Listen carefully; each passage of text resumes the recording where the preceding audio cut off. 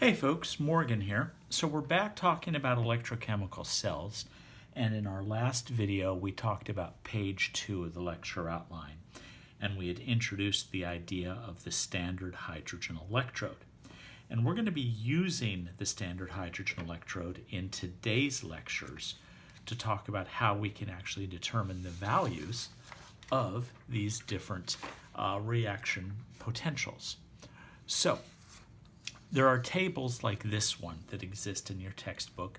This is actually one off a former AP chemistry exam, although they don't include it anymore. And this lists all of your reduction potentials. Here, I want to highlight to you that the reference point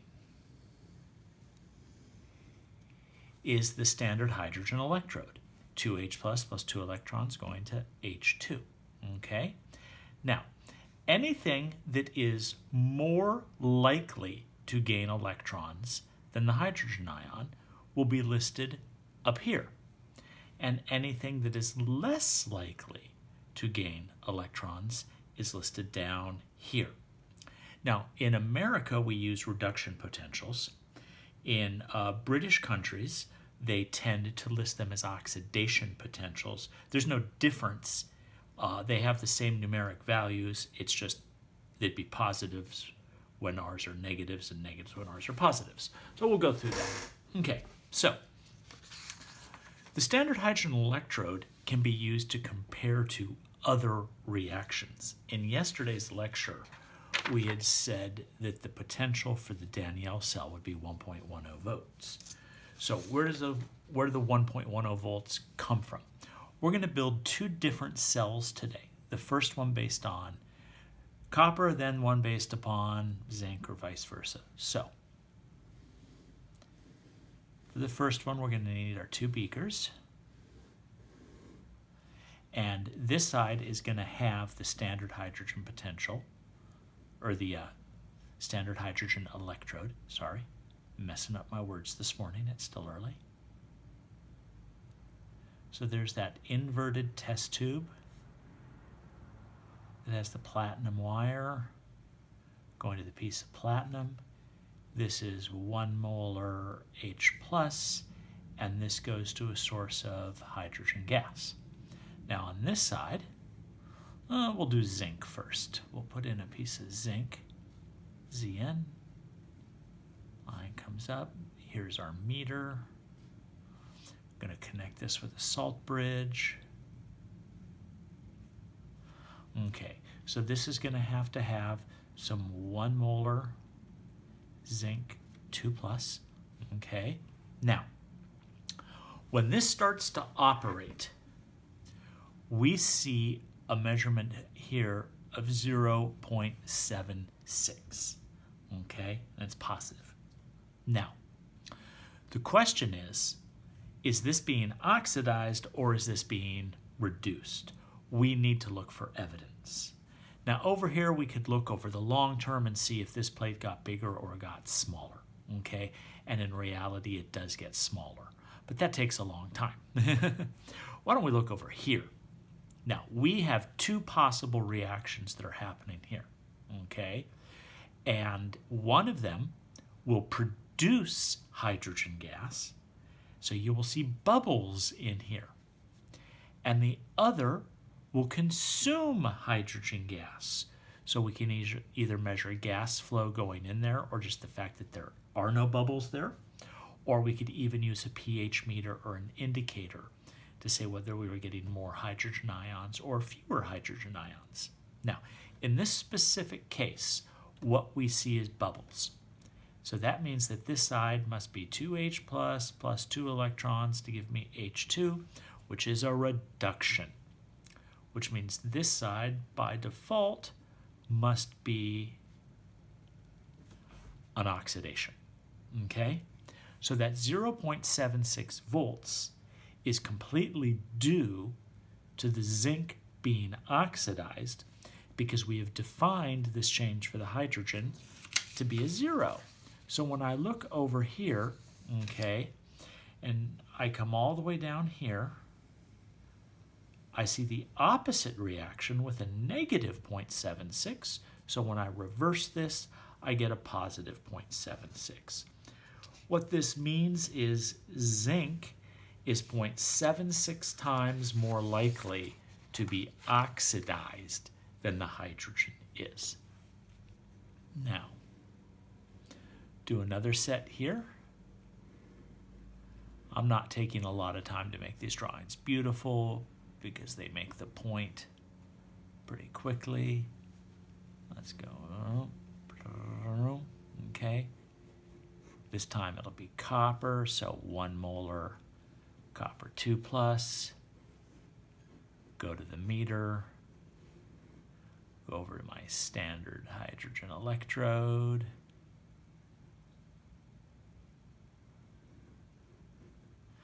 Okay, so on this side, I saw bubbles. Okay, when I hook this one up, it reads 0.34 volts. Now, I don't see bubbles. And in fact, what I can observe is that gas from the hydrogen source this time is flowing in. I can hear it coming out of the tank, okay? Or I can look at the color change over here, which is interesting because copper 2 plus, as we know, is nice and blue and the color is getting lighter. That means that Cu2 plus 2 electrons are going to Cu, and in this case, H2 is turning into 2H plus 2 electrons. Okay, so H2 is being consumed.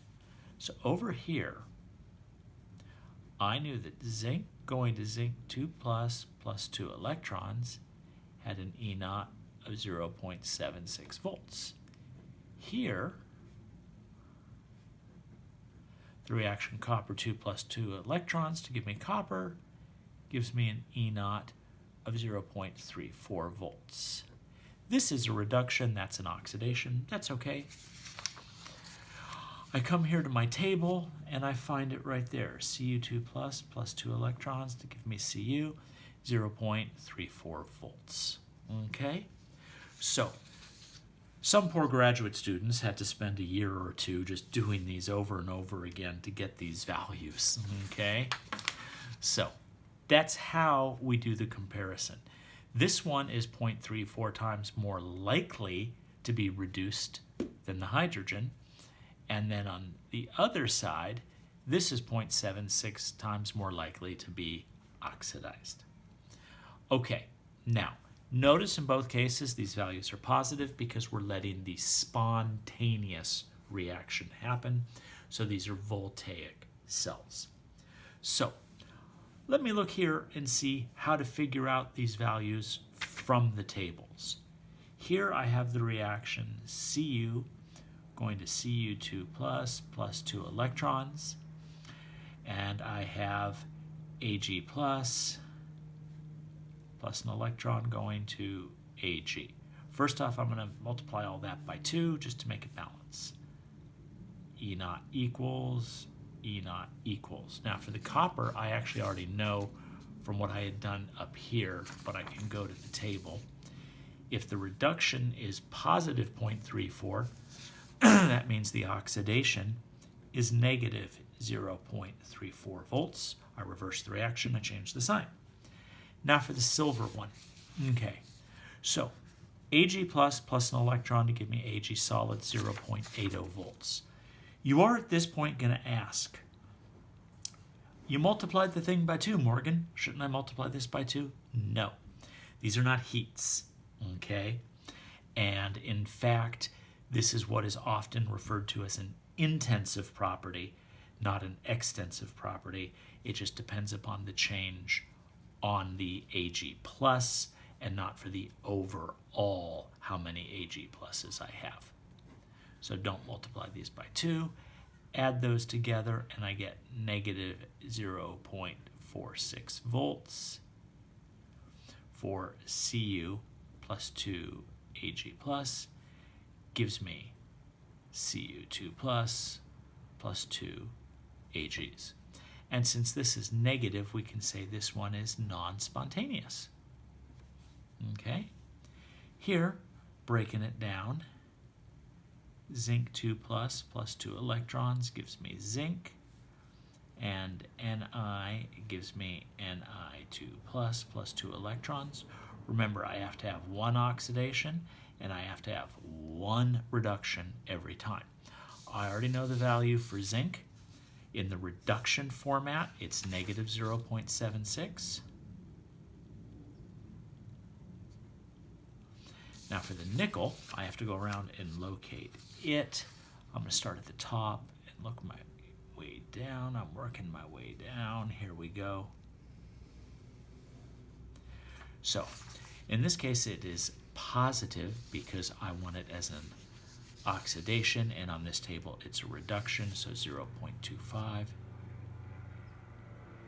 Okay, now add those two together. E naught equals, take my calculator, negative 0.76 plus 0.25, and I get negative 0.51.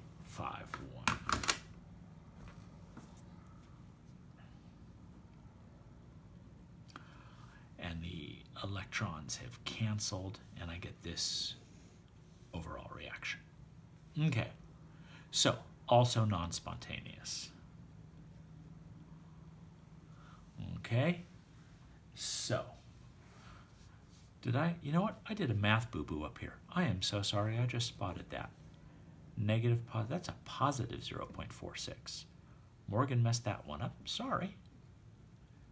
Erase, erase. Okay, so that one's positive, this one is negative. Okay, F2. Going to F minus, that's going to be plus 2 electrons. Okay, Br minus going to Br2, I'm going to have to put a 2 there and add 2 electrons. E naught equals and equals. Okay. So for the F2, which is the very first one in my list here, I have a positive 2.87. And for the Br minus, probably pretty close to it. See, it's going to be a negative 1.07. Okay, so this should be an E naught equal to, I'm thinking positive 1.80, but my math, as you have already seen today, whoops, didn't mean to do that to you. My math, as you have seen today, can be shaky. 2.87 minus 1.07, yeah, 1.80 volts. Okay, so we're going to take a second. Hopefully you can get these two done. And then when we come back, check your answers. Okay, welcome back. Zinc goes to zinc 2 plus 2 electrons. E naught, we already know from up there, is 0.76 volts. And the 2H plus 2 electrons give me H2 has an E naught equal to 0.00 volts. So when I add these together, I get 0.76 volts. That's actually the reaction that happened right there. Okay? And for this one, doing the same thing, Cu going to Cu2 plus 2 electrons, E naught equal to 0.34 volts. Now this could be interesting. This copper being oxidized, that's the reduction. So this time it gets a negative. And 2H plus 2 electrons to give me H2. E naught equals 0.00 volts. So this E naught overall is negative 0.34 volts. And that's non-spontaneous. And that is actually showing you why when we put copper into hydrochloric acid, it doesn't react. And we did that in several different labs, both in Honors Chem and in AP. Okay, so that is page 3 of the outline. Sorry about the math boo-boo up there. Hope you have followed along well, and we are going to be moving on to some more complex ideas in our next lecture. This is Morgan signing off.